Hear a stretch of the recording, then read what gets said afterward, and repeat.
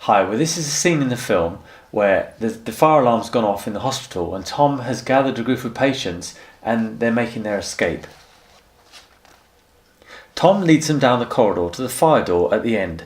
A chair is forced under the handle. Tom looks accusingly at Harriet, his anger rising. "I told you it wasn't safe. Anyone could get in," she says.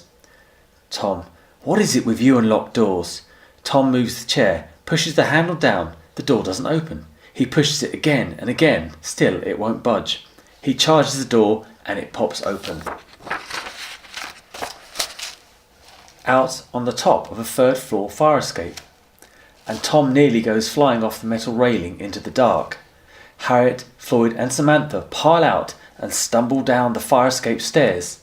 Tom slams the door shut. He smiles momentarily. What a great way to exit. Suddenly, from above, there is an odd throbbing sound. The group stop and look up. The source of the sound, a small green light that hovers through the evening sky towards them, glowing in intensity. "Is that a chopper?" says Floyd. "Not like one I've ever seen," said Tom. Suddenly, the bright green light shoots over them. The light is glaring too harsh for them to look into, and the sound is now booming. Then, from the centre of the green light, a strange mechanical craft appears. It has a central orb section, to which 4 limbs are attached, organic in appearance, like a hideously large 4-legged harvester spider. Human-sized containment pods hang ominously from its underbelly. "What the hell?" says Floyd, and it's bearing straight for them. Tom, "Jesus Christ, run!" Tom, Harriet, Floyd and Samantha bolt down the remains of the metal stairs. The harvester hovers down, following rapidly. The group race over the stairs and into the gardens. Tom takes the lead and rushes towards a small cluster of trees. They duck down in the foliage and look back at the harvester, which silently creeps towards them. "What is it?" says Harriet. "Russian! It's got to be Russian!" says Floyd. Samantha, "Russian? Are you mad?" The harvester hovers outside the trees.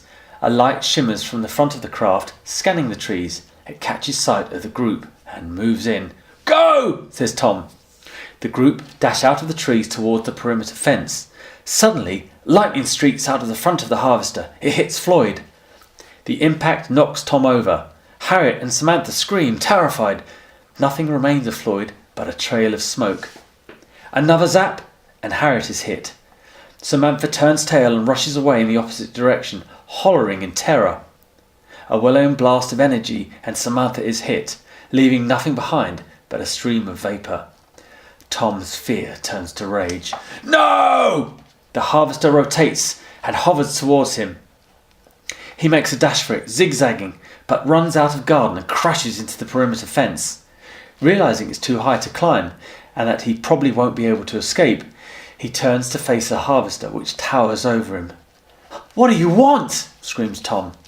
Then he notices that Samantha, Floyd and Harriet are in those containment pods slung underneath the base of the craft. All still conscious, they bash at the crystal frontage for Tom to help. "They're psychiatric patients, for Christ's sakes! You can't—" Tom suddenly looks at their pleading faces. They need his help. He studies the detail of the craft, its futuristic design, like nothing he's ever seen before. "You're not Russian, are you? You're not even man-made." He fumbles for his mobile phone. Should he call the police? He sees the mobile phone face, Mandy, Rebecca and himself looking back at him. Suddenly, anger overcomes him at this unprovoked aggression.